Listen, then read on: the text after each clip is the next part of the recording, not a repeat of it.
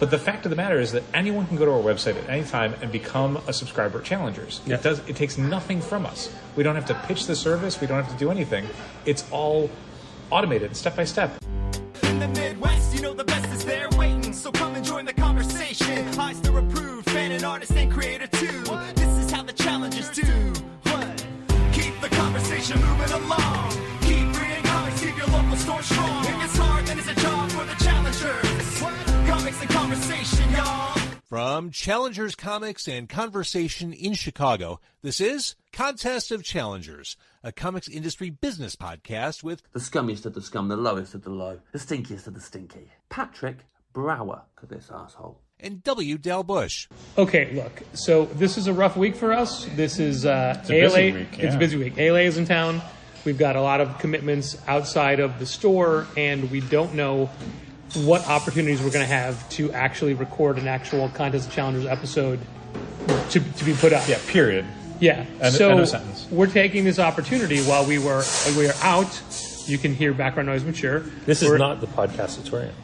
This is not the podcastatorium. No, I'm sorry you didn't get to see it. And that wasn't me. That was somebody else. We are actually with Brian Garside from Manage Comics, who came all the way from the far-off land of Canada to come to Club Lago restaurant just to have Chicken Marsala. Brian, how was the Chicken Marsala? It was spectacular. Top 10 Chicken Marsalas I've ever had. Ooh, well, that's kind of low, Top though. 5? I'll take Top 3? Top 3. Yeah, Top it 3 is sounds good. like you've had a lot of Chicken Marsala. Yeah. That doesn't sound well, right.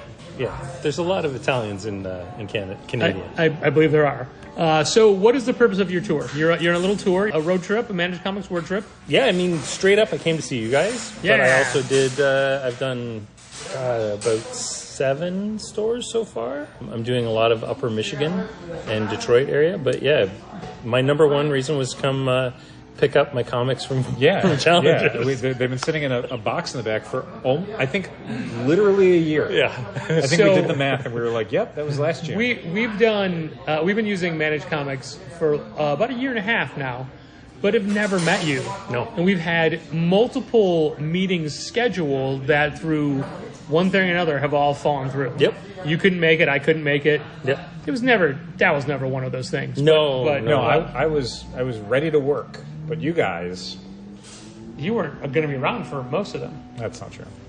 But we're here now. Yeah. And you're here now. And what?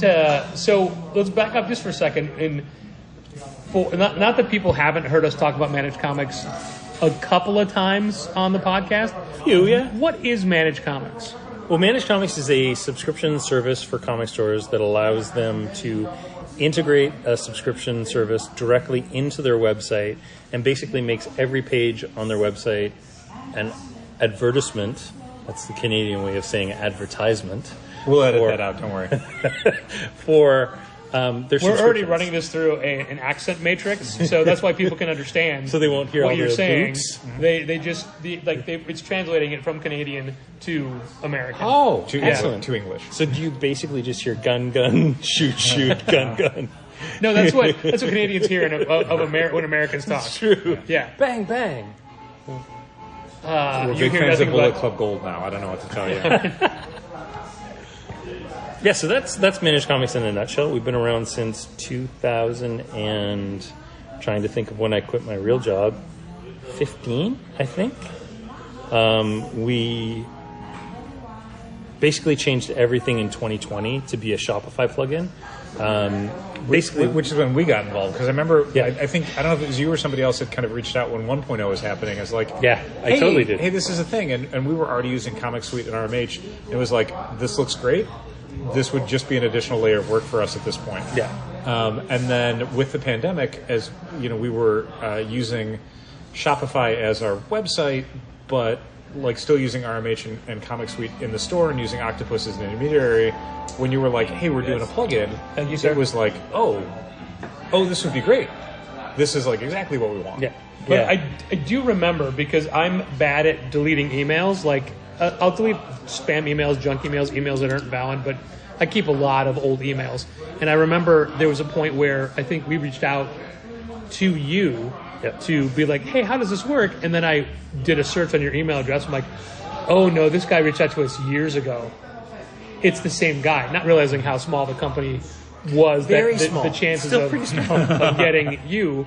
But yeah, it's like, oh no, he actually reached out to us years ago, and now we're looking at it like we're doing this cold. We're reaching out to him. We're being proactive. That's my favorite. Is that people always say, like, I literally respond to every email that comes in because I could hand them off, but 9 times out of 10, people just get back to me and are like, "Hey, I don't think I can answer this question. Can you answer it?" So I just naturally answer everything. Plus, I have just a teensiest bit of compulsion that I can't have a inbox that has a 1 next to it. Oh, so yeah. I, Same here, right?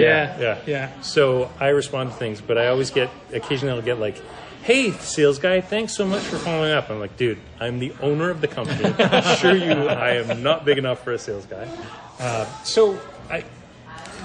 Blunt question: why manage comics? Why did I do managed comics? Yes. Yeah, because you don't own a store. That's a great question. You're not financially invested in this industry because you're smart. Right. Okay.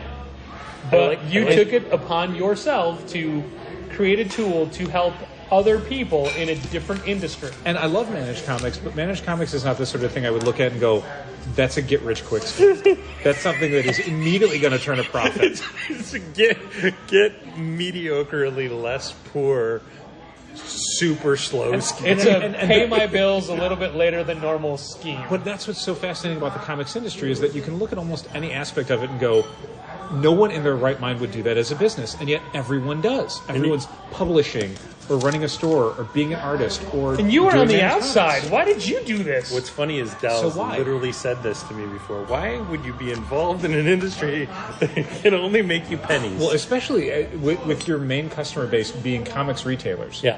Because you are trying to design a solution that works for the retailer base, and they all want different things. And if there's 100, we have 143 stores as of this morning, and there's probably 263 ways that they run their business. So why manage comics? So that's a great question. So way back when I was like 16, I worked in the comic shop. Comics basically bought me my first car, my first motorcycle. Comics put me through college. What was that motorcycle? It was a 1980. Confusing the car and the motorcycle, but it was a 1980 Honda Heritage Classic 440cc or 400cc. I mean, that's kind of the perfect engine size. It was for the such first, a good yeah. little motorcycle, yeah. And I bought it when I was 15. Wow. And then I couldn't get my license until I was 16, obviously, but I was only like a couple months. My grandfather actually convinced my mom to let me own a motorcycle because she was like, "You'll never own a motorcycle." She was a nurse. Started low and then kept doubling. But by the time I got to a 1500cc engine, it's way too big. See, I never went past 800. I And had then- a Honda Magna 800. I had a Vulcan 750. Oh, yeah. But the guy I bought it from had messed with the baffle, so it was so loud, and I hated it so much. Those And it bikes were needed a lot so of work. great, though. Oh, man. It was very comfortable. Yeah. But then a couple years ago, I bought a Nighthawk, He felt 750 the Nighthawk. itch. He was so itchy. And then I for it. realized that Chicago streets are a death trap for a motorcycle. Toronto is. So I was driving down I remember it like it was yesterday. I was driving down Queen Street. It had just sprinkled a little bit, and I got onto the streetcar track, and it was glass. It completely sliding. I had no control whatsoever, and that was the last time I ever rode a motorcycle. Did you go down? No. I've gone down only twice. I went down a lot in training, and then once when I had the bike, but no major injuries, just scrapes. Yeah. Helmets help. Yeah, so after buying vehicles with comic money, fast forward, I ended up moving to Toronto. I did film, did television, accidentally fell into the internet. Like not in a Not like matrixy way. Lawnmower Man? No, like more like I at the very beginning of the internet, I started working on stuff in the internet. I like that you went deep into what you meant about falling on the internet, but glossed over, I did film, I did television, because that makes it sound like you were a TV star. No. I was on the back end. I was doing production and stuff like that. And it's basically construction work. It's Okay. just you're getting paid less than if you were a construction worker. Less respect as well. Yeah, oh my, so much less respect. And then Until you get to comics, then you know what no respect means. Then the respect really doesn't happen. well, in 2005, 6 months before my first child was born, which means I knew that they were on their way. I was living just outside of Toronto in a town called Ajax. I was 45 minutes away from my comic store, and I got this idea that I would open an online comic store in Canada, because Canada is a massive area that has comic stores like 2 hours away from the average person. Like it's crazy. So we opened When you get to one in that area, is there a couple and then like nothing for a while, or is it one? There'll be one. Okay. And there'll be nothing anywhere. And it's usually like a bookstore that also sells comics. So you were looking to open mail order. Yeah, that's exactly. So I had been buying mail order. So it took me 45 minutes to an hour to get into Toronto to get my comics. Yeah. There were no places immediately around me. 6 months after I started my store, by the way, store opens up like literally 5 minutes from my house, which is the way it is, right? They saw the demographics of sales coming out of that area and figured, oh, we can get a piece of that. So I was buying stuff online as well, and everything was great until the time that I got a $65 duty charge on $45 worth of comics. Oof. And so That that sounds like diamond shipping costs. Yeah. it turned me crazy and made me decide that I was going to open a store with a guy that used to work at the store that I used to go to all the time. So shout out to Pete Fisico. We opened up All New Comics in 2005. We ran it until 2011, where I sold my chunk to him. And one of the cornerstones of it was a subscription service that I had built out of crappy like internet stuff that was around in 2005. I was working in IT at the time, and I was getting paid a ludicrous sum of money, but it was literally killing me. My stress levels were so high. I was managing 28 people. Oh my God. Hated my life. 2015, I sat down with my wife and I said, I either have to quit my job and find something I like, or start my own business. And she's like, you've wanted to start your own business for far too long. You're on the right side of 40. Do it now. If you screw up, you can go and find another job somewhere. But give it a shot. So I started North Sorry, IQ. Dad, your time's up. Oh no! Well, I mean, luckily I started my business when I was 29. See, perfect. That's perfect. You have plenty of time to screw up. So my first client was All New Comics. And I said to him... Sounds like insider trading, Brian. Right? I said to him, it's as easy for me to manage one store as it is to manage 1,000. Why don't I build a subscription service that I could sell to multiple stores? And Pete was like, yeah, that's a great idea. Do it. So as I was rebuilding his site in then WordPress, I also built this managed comics thing. And they were the first client. We worked for a year just like tweaking things, making it better, and then I opened it up. Fast forward like 4 years until 2020. Pandemic happens, and all of a sudden stores have to collect money, but they're not able to be open to have people coming in to buy things. So we had all the infrastructure in place for them to charge for things. So we just kind of closed the loop on that. And so now stores were actually able to sell things. But then during that time, I started hearing about the Shopify thing. And I was like, we should just rebuild this whole platform. Because at 5 years, the industry had entirely changed. When I started Managed Comics, there were no variant covers. Image blatantly said that we will never do a variant cover on a book. And they never did. Right? 5 years later, the world was a different place. Mm-hmm. So we rebuilt everything with basically a shared database where I could maintain that database and push that out to stores really, really easily. And that was kind of the key part of it. And then I was really, really passionate about, I was seeing how, am I allowed to say the other company's name? Yeah, of course. It starts with a P. Sure. Diamond's Pull Box was sending people to a whole other website. And I'm passionate about keeping people on your website. Right. I think capturing people, that sounds really gross, but containing people and owning them. Yeah. Wait, no. No, that sounds trafficking in sales. This is getting worse, guys. Retail, comic book trafficking. So I don't understand. I think what's wrong that people with should stay on your website because having people on your website is an asset. Sure. And it took us a long time to figure that out. We had multiple websites. Then we were like, why is everything now in one place Right. with our name on it? Yeah, That's and, dumb. And you should be generating a customer database, right? You should be marketing to that customer database. So the more times that we can keep those customers on your website, the more beneficial it is to you as a retailer. I have a 10-year background in marketing, so I've been taking all these little marketing pieces and kind of merging them into this system. And so that became Managed Comics 2.0, which is the Shopify version, which is, I had reached out to you like years ago because there were a handful of stores, probably less than 10, where I hand sold, was like, I'm going to reach out to Challengers because I've heard of them. I'm going to reach out to JHU Books, Jim Haley's Universe in New York.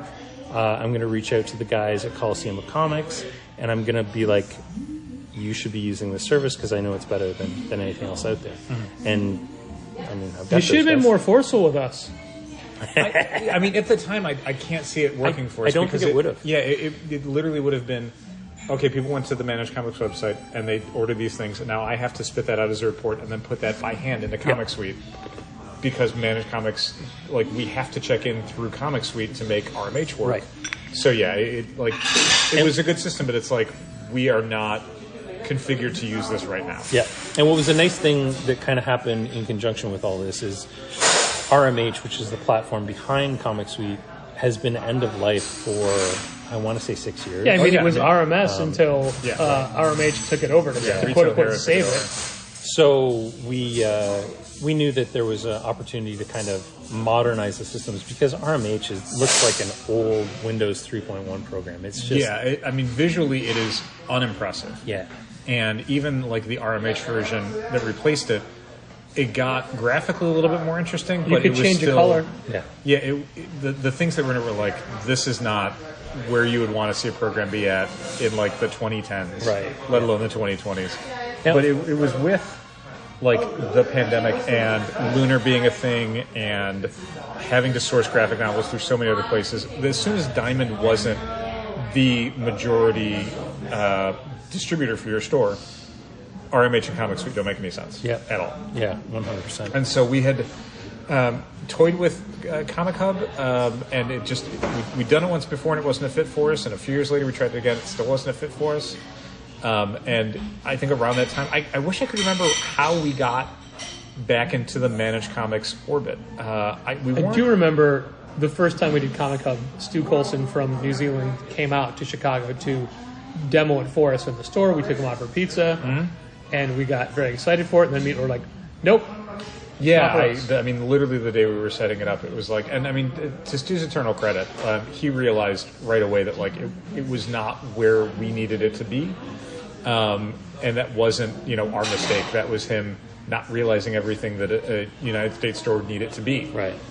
So we both realized this is not a good fit, and we went our separate ways. And then years later, because of the pandemic, we were like, like so many stores in the first week or two of the lockdown that we were at, he came up to me and he's like, "Hey, I'm so sorry I wasted your time before." I'm like, "You didn't." It was a learning experience for him, and for us, like it was so quick that we were like, this didn't really hurt us more than like a few hours of work. It's not a big deal. But early days of the pandemic, we were looking for something because you suddenly needed some way, like you said, to be consumer facing with your website and your product mix. And again, it wasn't a good fit. And I don't think you reached out to us. I think we reached out to you. I think so, yeah, at that point. Yeah, we did. Yeah. But that's when we realized, oh no, it's the same guy. Right. This guy right here. But I'm pointing at Brian's face. I wish I could remember what specifically it was, like how you came up and how Managed Comics. Do you think somebody else recommended him? I don't think so. I feel like we might have done like a search or something, and somehow Managed Comics came up. So I've got a background in marketing. So we own a lot of search terms that are replace X product. Okay. I won't say any names specifically. Fair enough. But we're really good at making sure. So an example is QuickBooks Point of Sale is about to be end of life. We're in the process of owning all search terms for Comic Store QuickBooks Point of Sale. Because that's what my business partner literally does. That's his job, is to own search terms for things. Sure. So we do it. For 2.0, it was a lot easier for us because we had a Shopify storefront because of the pandemic. And so something like Managed Comics was a really great fit because it could replace everything that we had. Like, it could be one unified system instead of 4 different things that we were doing at that point. RMH and Comic Suite and Octopus and Shopify. Yeah. And, You were paying so much money to all those different things at the time, too. oh, Brian, spoiler, we're paying way more right now. Oh, yeah. But now things are so much better. But not to you. Not to you. No, I know. Like, We'd rather just pay it straight to you. yeah, as a quick aside, Shopify, because of its a la carte nature, is so much more expensive because the things that you think Shopify would do as its own platform, they're like, no, you can buy that from somebody. Yeah. Let's talk about the Managed Comics loyalty reward program you're going to start real soon. Yeah, like not real soon, but we will get that in at some point. Good. So we'll It's stop on the paying for roadmap. Joy. Excellent. Yeah.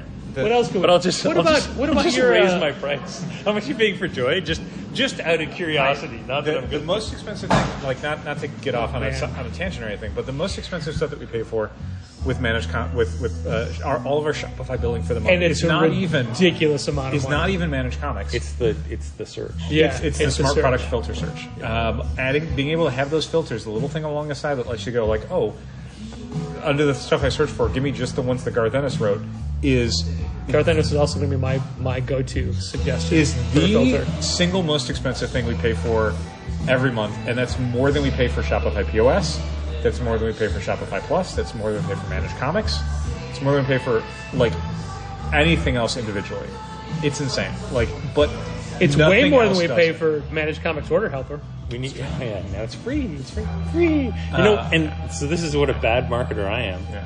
We conveniently timed that to be the same time that Shopify increased their price by $10, and I wanted to say to everybody, Shopify increases their price by $10, we reduce the overall cost of ownership of Managed Comics by Which is $10 smart. to offset it. But I've never sent that email out because I'm a terrible marketer. Also, With what a a background in marketing, I was told just a few minutes ago. what a terrible business person is I am. I actually like Stu Colson. I think Am I not terrible? No, Stu, you are working hand in hand with someone who is building your direct competition. I know. So- We're going to talk about Django, are we? I mean, I wasn't going to. Stu Coulson, I don't have anything President against of the personally. Brian no, Garside fan he's- club, Django Boren? Even though like we don't use Comic Hub and we tried it twice, I like what he does. I like his dedication to taking what worked for him and making it something that people can use all over the Yeah. world. That's great. I got to say, so my main goal. This music, I think, is getting louder. By the way, guys. To get us. Oh, no. They will outright say, hey, you got to go. They'll either come up to us and say, go to the bar or you got to go. And I have no problem waiting until they kick us out. Yeah, unclear how this will sound on the podcast, though. My primary goal with Managed Comics is to make sure that there are comic stores for when my kids are my age. Nice. And if there aren't comic stores, Are your kids For- comic readers? oh yeah, go ahead. Okay. My kids comic readers. I mean, I know your son goes with you on a lot of your road Yeah. trips and things, but Yeah. I don't know about your daughter. Road trips. Maybe he likes going to White Castle. I He don't just know. likes White Castle. But so to me, Stu's a good guy just because his intent is also to help comic Yeah, stores. yeah. So anybody that's interested in helping comic stores is an ally of mine and not a competitor. Right. Yeah, we've never had a problem with Stu. Stu's No. always been super Yeah. nice to us, and just were we starting at the time we jumped into our trial of Comic Hub. Had we had nothing that went to Comic Hub would have been a revelation. Yeah. it would have been For great. sure. Yeah. But trying to jump from what we had with Full Box and then RMS the first time. And some of it is just we more appreciate the flexibility of like an independent platform, Yeah. rather than because that was sort of the problem with RMH and Comic Suite. It was very like, this is Diamond's system, Sure. and so moving from that to Comic Hub would just be like, this is Stu's system. Yeah. And it wouldn't, even though there's a lot more tools involved and a lot more like positive aspects, it still feel like we were kind of locked into something that we didn't want to Sure. be locked into. Yeah. While Shopify Managed Comics is something where Managed Comics does a specific set of things, but then Shopify does a different set of things, and that's a lot more modular. Yeah, yeah, and that's the part. Like, so the two watchwords I say about Managed Comics are we're a super simple solution. So there's business reasons why we don't do some of the crazy things that we could do, because we want to make sure the system's simple. I think that probably of the 143 stores that we have, less than 10% of them use the full power of Managed Comics. Yeah, I mean, I was just about to say, I could probably stand for Managed Comics to be 50% more complex. Absolutely. If it offered some bigger features, but I understand why it doesn't. Yeah. So it's always a balance, and I always say that, like, just Advanced Managed Comics. Think about that as like a potential. it's I was double the thinking price. of managed- double the price. Managed everyone. challengers. I've always joked with, and not really entirely joked, with Django Bourne, president of the Brian Garside fan club. His system is called Comic Shop Assistant, and that together, when we eventually merge, inevitably, So it it'd will be called Comic Shop's assistant to the Comic Shop assistant. It'll be Managed Comic Shop Assistant. Oh, there you go. It works. It does. Right? It does. So yeah. Comic Shop Assistant Manager. It also puts yours in charge. I like it better. Because you're managing the Comic Shop assistant. Is it my fault that B comes before D in the alphabet? It's Brian and Django, not Django and Brian. It just doesn't work. B comes before J. No, It's I'm a- just kidding. I'm just kidding. I know how Django It's a spells silent D. I know how Django spells his name. So how have you guys enjoyed it? The Managed Comics experience. So let me just preface this by saying you guys got off to a rough start with the very beginning. Like We did. It was tight. Yeah, so it's a little tricky for us because we basically thought we were moving into something that had finished its beta testing, not that we were entering its beta testing. So there was a lot for us where it was like we were finding more bugs and quirks than I think we'd anticipated. And I mean, obviously the platform is a million miles away from where it used to be when we started. But the first month was kind of tough for us because, like, I mean, there was basic stuff where essentially order helper tile wasn't a thing because it was just like there's a plugin you can get. It's like $5 or $10 a month. Yep. It'll port everything over, and literally What that means it takes somebody's subscriptions that the books that come out for that week and puts it in the cart on POS so you can check them out at the storefront. What we found out day one was, hey, it's stripping out all of the SKU data and all of the discount data and everything that lets the system understand that you sold this book from this category. So when you're doing your totals, things are being accounted for correctly. It still had dollar totals, so you Yeah. could still do a transaction, but Right. it wasn't But keeping any data. And it was also, it wasn't attaching discounts, and it wasn't taking away taxes that Yeah. it was supposed to. And I had no idea about any of that because the people that used it were like, yeah, this works. Yeah. They like nobody was like, this works except blah. In It the was just early like, yeah, this days, works. we would have to go in, and it was I know. 10 button pushes per item. Do you know how to get it. agonizing your Contest of Challengers podcasts were in the first, like, the month of January? Yes. Oh my God. I remember. Hey, thanks for listening. I remember some emails that were very, I don't want to say despondent, but I will simply say I want to cry.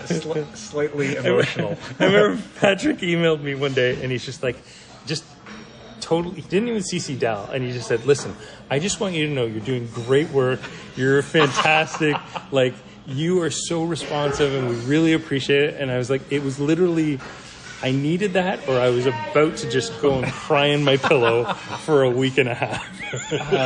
We can't just tell you everything that's bothering us without saying, we really believe in you and your product. Right, That's that's why right. you're Yeah, getting these yeah. notes. Yeah, I mean, like that's a thing that I think I mentioned to you when you had stopped by the store a couple days ago, was that we want to improve Managed Comics, Yeah. and we want to grow the user base, because the larger the user base is, the more people that are sending bug reports and the more people that are supporting the system, which means it gets better and it gets better faster and all that sort of stuff. Almost invariably every week there's a cover that's missing. Yeah. And I'll say out loud, how come no one found this yet? Why is it always me? Because I'm waiting for a different Because user often you to guys go are in. the first ones to check stuff in. Yeah, somebody had mentioned on a post that you had done Yeah. about Sunday check-in. Julian from BD Cosmos in Montreal. Yeah. Julian's like, check-in on a Sunday? And I'm like, well, it's just PRH and Lunar, not Diamond. He's like, the fact you can do any of them is amazing. Yeah. Because they don't, like, sometimes in Canada, we'll get Lunar on Thursday after books have already released. And I didn't realize he was It's Canadian. insane, yeah. That's Yeah. the BD part. BD is Canadian. It's French, right? British Columbia? It's the French word for comic. Oh, gosh. You can tell us to go when you need us to go. She's thinking right now would be a good time for you to Shortly. leave. No, Managed Comics is I've great. been in here. on dates when Natalie will say, "You gotta go." So for this motley group at this table, for her to just like look away, come on. Managed Comics is great. It's the part of it that I always forget about because I don't interact with it. Is the comics part. All Val cares about is manage. Is my favorite part, and that's the fact of that there's script that adds a subscribe to this series button to every single item. Yep. Because it is so, like, the things that we complain about are the admin side of things. Sure. The quirks that make our jobs a little bit more difficult or have us spend more time on the platform than we want to. But the fact of the matter is that anyone can go to our website at any time and become a subscriber at Challengers. Yeah. It takes nothing from us. We don't have to pitch the service. We don't have to do anything. It's all automated step by step. And so it's so great at a night to get an email saying, like, you have new subscribers with Managed Comics. You click the link and you're like, that guy signed up for 4 new books. Or, that woman's signing up for a special order for a thing that we wouldn't have even carried. And somebody comes in to get their books, and I'll look at them and say, "Who are you? I've never seen you before." Get out of my store. And they're already a subscriber. Yeah, that's cool. And they'll say, "I've been shopping here for years." Yeah. So, I mean, that aspect of it is, You stood up in is my wedding. terrific. It's so good. And the other side of it, the admin side, it's getting better. Every month is better than the one before it. And more gaps are getting filled in, and more aspects that we would consider like crucial are becoming like both present and then stable. Yeah. And I can't think of anything else that we've done in the 15 years of Challengers where we've opted into a platform or a program or a system where this happens. Right. The person that created it is sitting here at a table with us discussing it and hanging out, and somebody who is receptive to our thoughts and our ideas and our concerns, and we'll act on them. Yep. And we'll say, "Oh, this is of value to everyone. Yeah. Let's fix it." Like somebody who cares that much and doesn't just say, "Well, maybe we should do it our way." Yeah, or like, push it off on somebody Consider else. doing that or in the future. Yeah. There's never been a point where you've been like, no, there's a reason why we do it that way, and you need to get on board with that. Right. Or if there's a thing that can't be done, you're like, "Yeah, we can't do this, and here's why." Well, you and- never just say like no. So part of that is I'm Canadian and I'm not nearly arrogant enough to believe that I understand Yeah, your but business you didn't better bring than us you do. donuts. You didn't say sorry at all. You've never once mentioned Tim Hortons this Lies. whole trip. I apologized to Dal that I was going to be late. I said, "Sorry, Dal, I'm going to be late." It's in a text message. That's true. We have it. I'll screen cap No, that. no. That'll be Dal this said you said episode's image. sorry. Sorry. Yeah, that's how you say it, isn't it? There was no A in it. You had something there. Oh, so one of the cool things that I really like about Managed Comics is that I ask you guys as retailers for input, and we build our entire roadmap off of the input we get from you guys, and you vote on things, which increases the weight of it. Mm-hmm. And then we measure that weight against the effort that it takes, and we get a rough ROI, which is really nerdy. But then we basically raise and lower things based on this is going to be super easy to do and a lot of people want it, versus this is going to be super hard to do and a lot of people want it. That's like lower. Or this is super hard to do and nobody wants it. We just throw that out. Sure. So we really, it's like an agile software development methodology that we really, really like adopt and push for things. The problem is then everyone ends up voting for like foreign currency, and I don't care about that, Brian. no. And then it's Actually, like, well, nobody that's did. Challengers gets nothing. Literally, nobody did vote for that, but we have enough Canadian and UK customers where I'm like, You gotta get it we should rolling out." probably Yeah. show the euro. I would swear every single Managed Comics video podcast, there was someone in the chat who was saying like, foreign currency? Yeah. So it's like, I mean, maybe it's selection bias or whatever, Yeah. but like the power users definitely wanted it. For sure, yeah. So, And I mean, I get it. The other one is multi-store, which doesn't affect 90% of the stores, but it will. But it really affects the other ones, and it'll open up a world of new business for you. Absolutely. And like, so one of the things I have to drive is how quickly can we scale and how much more can we do when we have more stores on board. Yeah. So, for sure. I want to apologize for us not watching live as much anymore. Yeah, it's because unbelievable. We started doing Thursday afternoon movies. Oh, that's unacceptable. So I'll go guys. back and catch them later, and then Dal would just be like, "I don't care." I skipped through some stuff. Oh, so. I did the There was one or two times we were both on at the same time, and you're like, "What's happening?" Yeah, I know, I yeah. did the Google Analytics thing. I'm all good. I'm Yeah, fine. that's good. I took care of it. Finally. I did. Well, you needed to do it by the end of June. It wasn't even the end of June. I did it. I really love doing those things because, so I like this where I actually go to stores and talk to people because I found, you gave me 12 things that you wanted worked on. You counted. That's amazing. I didn't even count. We all contributed to that list, Brian. Zombie Unicorn today gave me like a half dozen things that he's like, and ironically, a lot of them kind of overlap. I'm sure overlap. Yeah. Chicago Comics, they just need some help getting on board, and they wouldn't probably have reached out to me if I wouldn't have walked in and said, "Hey, Brian from Managed Comics, with my little Managed Comics thing." So yeah, I love this because it's like. This is oxygen to me. Sitting at my computer is just draining, right? Sure. But being with people that are invested in the stuff I do is inspiring and makes me want to do more of it. So I need these as much as, it's cool to see people. Sure. Yeah.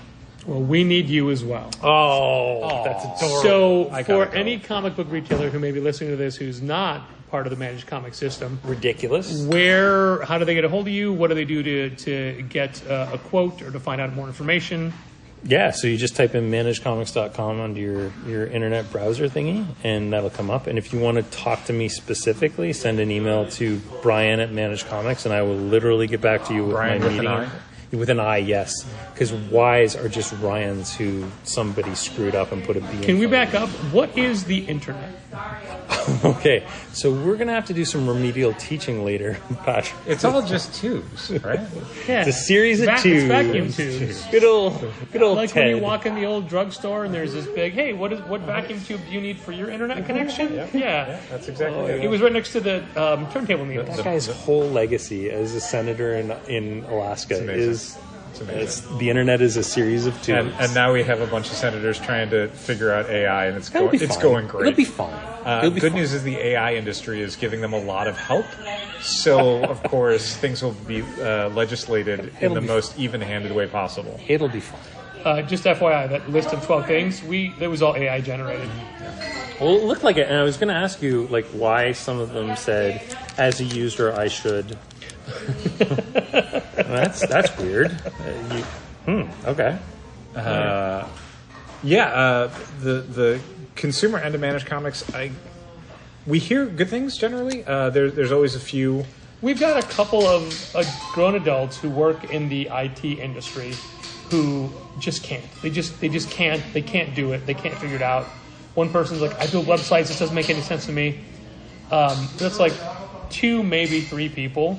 But then we have people who don't work in IT and don't build websites who find it incredibly easy and intuitive. It is so gratifying, much like getting the emails about new customers, to go into the customer activity panel and see so many additions of so many people finding stuff that we wouldn't think to promote. Or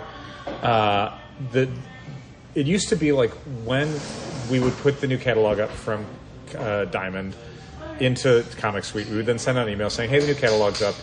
Here's stuff we think you might be interested in or whatever. And people would let us know what they want to add or drop or whatever. But now, as soon as the catalogs go up in Managed Comics, people are already adding stuff. And sometimes it's stuff that I haven't even seen in previews yet.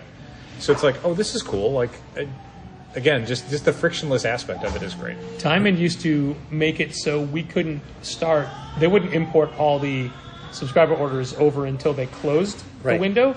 So I had a 5 or 7 day window to do all the orders rather than start it slowly over the month. Yeah.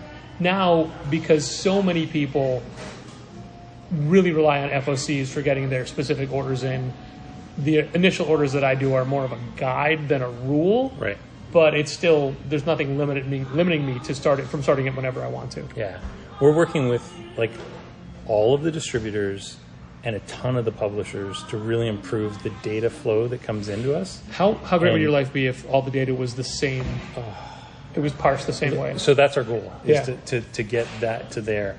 But even more importantly, like when the Transformers new series gets announced, I want to have that in Managed Comics before it gets announced. Because so that everybody's going to want to add it right away. Absolutely. But we right had someone now, today trying to add all the just announced Batman Day titles. They just sent an email. Sign me up for all these. No. They're free books. Yeah. Well, and But also- the problem right now is we don't get that data. So like Bleeding Cool has a dozen different stories right now about stuff that will come out in July. Yeah. We won't see that data until Friday, right? And on Friday we'll start to import it, but we have to do a lot of massaging of that data before we release it to the public. It's not all the same structure. It's not the same. And an example is the Transformer stuff. They've given us lunar codes, but we don't have UPCs.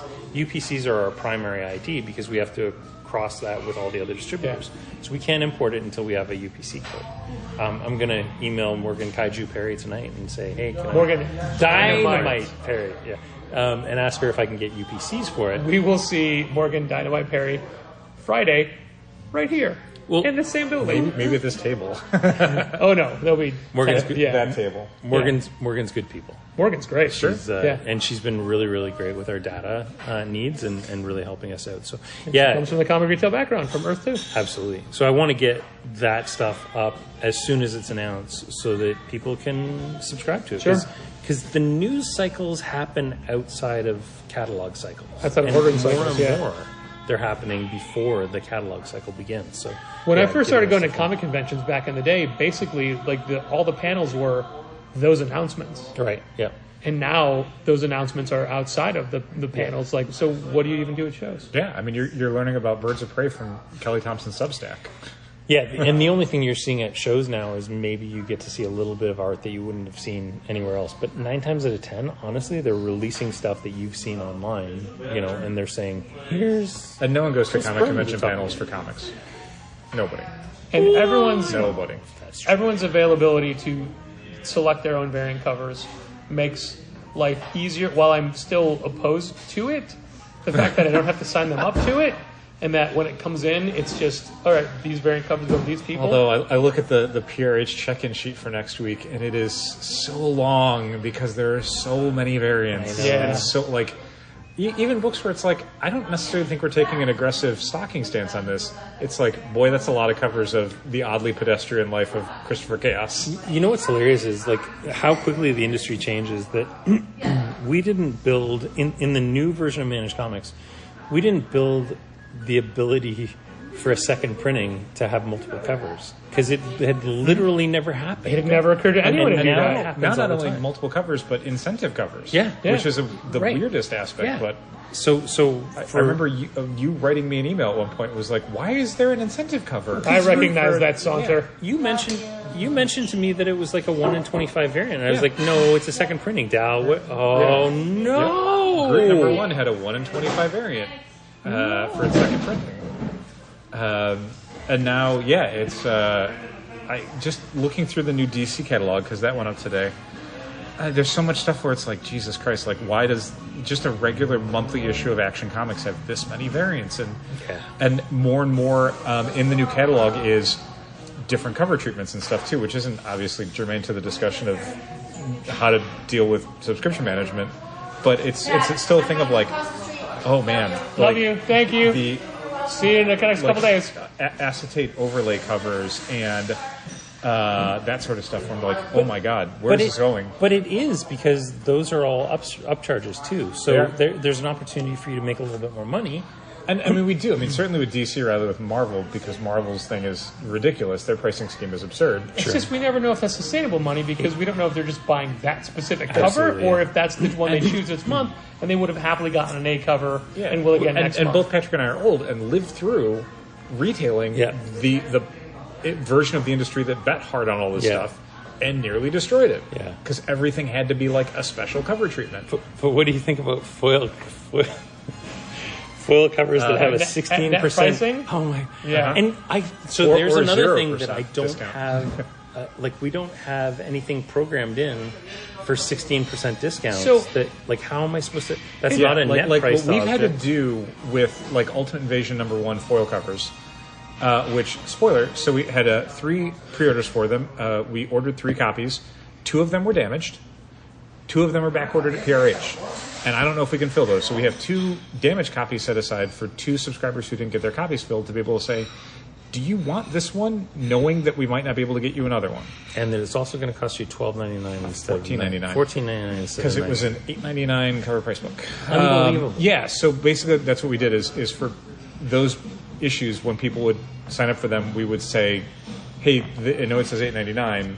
It is $14.99. Do you want it or not want it? So the cover price is $8.99. Yep. But you're the bad guy who has to charge them $14.99 Yep. because you have to maintain. Because we can't charge $8.99 for a book we paid $8.99 for. And that's not unacceptable because. Oh, it's ridiculous. Like, and Comics. that's something we've talked about before on Because other comics. episode of the podcast. But There's your title for if this they episode, had everybody. said Because comics. comics. net cost, then it's fine. Yeah. Like, if you're like, Yeah. we're charging you $8.99, 100%. SRP is please inquire, fine. And great. spoiler alert, our system can handle that Right. right Yes. now. Other But what people do about AWA, who keeps routinely comics are listed at net cost, even in the orders I just did for, I don't know, not Revan Queen, but one of their debuts for the month. Sure. It's a net price where everything else is, $3.99 and then your standard discount. Right. Why are some of them net prices? I mean, that's an AWA thing, but when we don't catch that, Yeah. we have to catch that, is what I'm saying. Yeah. Yeah, and we've got to do a better job of identifying Why that would price tag. that shouldn't even be a thing that's on your radar. Why would you have to do that? Because comics. Because comics. Because comics. All right, they're kicking us out. So, Yeah. if this is long enough to be its own episode, so thanks for Thanks for letting us get this out of the way this week. I hope and for being part of I it. hope the ambiance. I've recorded episodes here before in that booth, and they were much louder. Really? Hopefully and got this someone fired. Hopefully this won't be like the Brian Hibbs episode that Patrick had to reconstruct from audio Yeah, the Brian fragments. Hibbs episode didn't record Dow and I. It just recorded Brian. Oh no. So I had to hear what he was saying and think, what would we have asked? What would the And question then have re-record our half of it. Oh my gosh. Yeah. That's probably one of the most difficult episodes you had to edit. Probably. Yeah, there have been. Oh, I did. Same thing happened with. Wasn't that one that got atomized Aubrey- in some way? And it Aubrey was like, Sitterson and Chris Moreno for Comic History of Wrestling. oh, okay. That one also lost all my bits. Oh no. Yeah, but those are when we do like Zencaster internet ones. Right. When we're all right here. And then even when I do those now, I record on my phone just to have a backup of mine. Right. That's right. But we did it. Brian, thank you for everything done the last year and a Thanks half. for having me, fellas. Thanks for everything that's going to happen in the near future. Keep watching AEW. Yes. 100%. Thank you, Dal, for the ticket. Hey, happy to do it. Thanks for going with us. Thanks for listening. Keep reading comics. I took My away from you. line! You owe me money! This has been Contest of Challengers. Thanks for listening. Keep reading comics. Challengers is located at 1845 Northwestern Avenue in the Bucktown neighborhood of Chicago. 773-278-0155. Keep up to date with new releases and events at challengerscomics.com. And help fund this podcast at patreon.com/challengers.